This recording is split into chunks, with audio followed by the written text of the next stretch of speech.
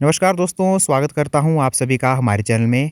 दोस्तों, आज जो क्वेश्चन मैं आपको कराऊंगा वह है भारत की विदेश नीति के नेहरूवाद से नव उदारवाद की ओर परिवर्तन के लिए उत्तरदायी कारकों की विवेचना कीजिए। Discuss the factors responsible for transition of Indian foreign policy from Nehruvianism to neoliberalism. दोस्तों, सबसे पहले हम इसमें इंट्रोडक्शन लिख लेते हैं।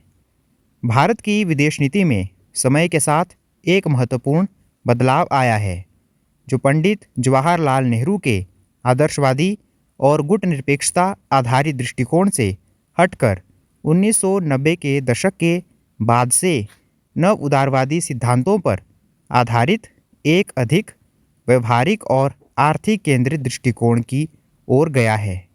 इस परिवर्तन के लिए कई आंतरिक और बाह्य कारक उत्तरदायी रहे हैं। दोस्तों, सबसे पहले हम देख लेते हैं नेहरूवादी विदेश नीति 1947 टू 1990। नेहरू की विदेश नीति के मुख्य स्तंभ थे। इसमें पहला है गुटनिरपेक्षता, नॉन अलाइनमेंट। शीत युद्ध के दौरान किसी भी महाशक्ति यानी कि अमेरिका या सोवियत संघ के गुट में शामिल न होना। पंचशील के सिद्धांत, शांतिपूर्ण सहअस्तित्व, अनाक्रमण, आंतरिक मामलों में हस्तक्षेप, समानता और पारस्परिक लाभ, और एक दूसरे की संप्रभुता का सम्मान।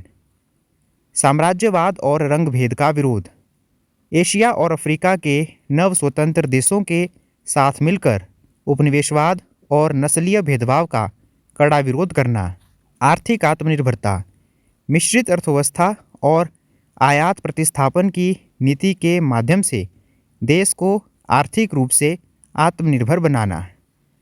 दोस्तों, अब हम देख लेते हैं नव उदारवादी विदेश नीति 1990 के दशक से शुरू। 1990 के दशक के बाद, विशेषकर 1991 के आर्थिक सुधारों के बाद, भारत की विदेश नीति में महत्वपूर्ण बदलाव आए। यह नीति अब निम्नलिखित सिद्धांतों पर आधारित है। इसमें पहला पॉइंट है आर्थिक कूटनीति, इकोनॉमिक डिप्लोमेसी। विदेश नीति का मुख्य आधार आर्थिक विकास, व्यापार, निवेश और तकनीकी सहयोग को बढ़ावा देना है। बहुध्रुवीय विश्व में रणनीतिक स्वायत्ता, गुटनिरपेक्षता की जगह अब भारत एक बहुध्रुवीय विश्व में अपनी रणनीतिक स्वायत्ता को बनाए रखने पर जोर देता है। भारत अब अमेरिका, जापान, रूस और यूरोपीय संघ जैसे विभिन्न शक्तियों के साथ संबंध बनाता है। क्षेत्रीय और वैश्विक सहयोग, भारत अब अपने पड़ोसी देशों और अन्य क्षेत्रीय समूहों जैसे आसियान, बिम्स्टेक के साथ सहयोग बढ़ाने पर ध्यान केंद्रित करता है। सुरक्षा और आतंकवाद का मुकाबला, राष्ट्रीय सुरक्षा, आतंकवाद का मुकाबला और समुद्री सुरक्षा अब विदेश नीति के महत्वपूर्ण हिस्से बन गए हैं।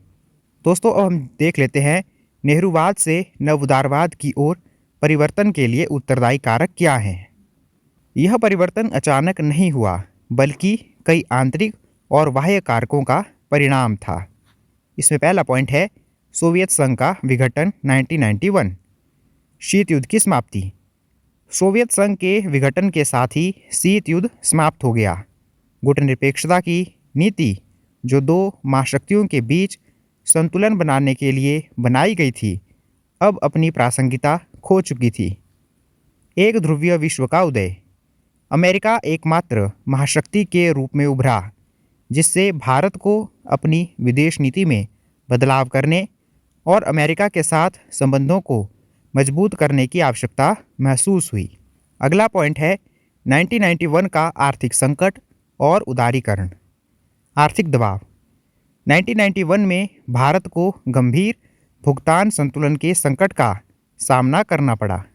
इस संकट से निकलने के लिए भारत को अंतर्राष्ट्रीय मुद्रा कोष IMF और विश्व बैंक की शर्तों को स्वीकार करना पड़ा, जिसमें आर्थिक उदारीकरण, निजीकरण और वैश्वीकरण यानी कि LPG liberalisation, privatisation and globalisation को अपनाना शामिल था।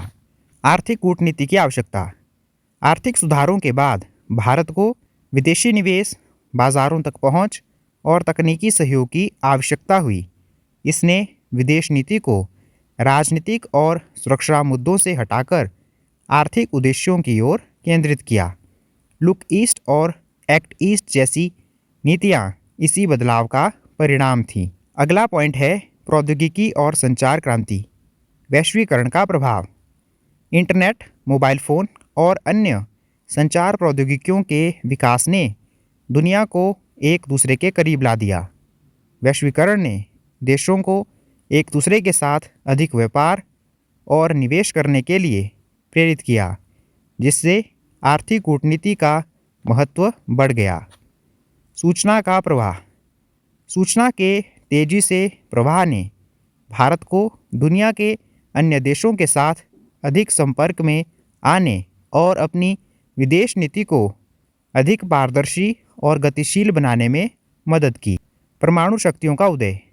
1998 में भारत और पाकिस्तान दोनों के परमाणु परीक्षणों ने क्षेत्र में एक नई भू राजनीतिक समीकरण स्थापित किया। भारत को अपनी सुरक्षा सुनिश्चित करने के लिए एक मजबूत और व्यवहारिक विदेश नीति की आवश्यकता पड़ी। अगला पॉइंट है भारत की बढ़ती आर्थिक और सामरिक शक्ति, सक्षम राष्ट्र के रूप में उदय। आर्थिक उदारीकरण के बाद भारत एक तेजी से बढ़ती हुई अर्थव्यवस्था के रूप में उभरा। इसकी बढ़ती आर्थिक और सैन्य शक्ति ने इसे एक क्षेत्रीय शक्ति और वैश्विक खिलाड़ी के रूप में पहचान दिलाई। अगला पॉइंट है वैश्विक मंचों पर भूमिका। भारत अब संयुक्त राष्ट्र सुरक्षा परिषद में स्थायी सदस्यता और अन्य वैश्विक मंचों पर एक बड़ी भूमिका की मांग कर रहा है। यह नेहरूवादी आदर्शवाद से हटकर एक अधिक यथार्थवादी और स्वहित केंद्रित दृष्टिकोण को दर्शाता है। दोस्तों, अब हम इस प्रश्न का निष्कर्ष लिख लेते हैं। नेहरूवादी विदेश नीति से नव उदारवादी विदेश नीति की ओर का परिवर्तन एक क्रमिक प्रक्रिया थी, जो सोवियत संघ के विघटन, 1991 के आर्थिक संकट और प्रौद्योगिकी के विकास जैसे महत्वपूर्ण भू राजनीतिक और आर्थिक बदलावों से प्रेरित थी। इस बदलाव ने भारत को एक आदर्शवादी और गुटनिरपेक्ष राष्ट्र से एक व्यवहारिक और आर्थिक केंद्रित वैश्विक शक्ति में बदल दिया। आज की भारतीय विदेश नीति नेहरू जी के आदर्शवाद और 1990 के बाद के नव उदारवादी नीतियों का मिश्रण है, जो राष्ट्रीय हित को सर्वोपरि रखकर दुनिया के साथ सहयोग करती है। तो दोस्तों, यह था हमारा आज का टॉपिक। भारत की विदेश नीति के नेहरूवाद से नव उदारवाद की ओर परिवर्तन के लिए उत्तरदायी कारकों की विवेचना कीजिए। दोस्तों, उम्मीद करता हूँ कि आपको आज का टॉपिक समझ आ गया होगा, और अगर आपकी हेल्प हुई हो हमारी आज की इस वीडियो से, तो आप इस वीडियो को लाइक कर दीजिए, इसे अपने दोस्तों के साथ शेयर कर दीजिए, और हमारे चैनल को ऐसी ही और वीडियो देखने के लिए सब्सक्राइब कर दीजिए। धन्यवाद दोस्तों।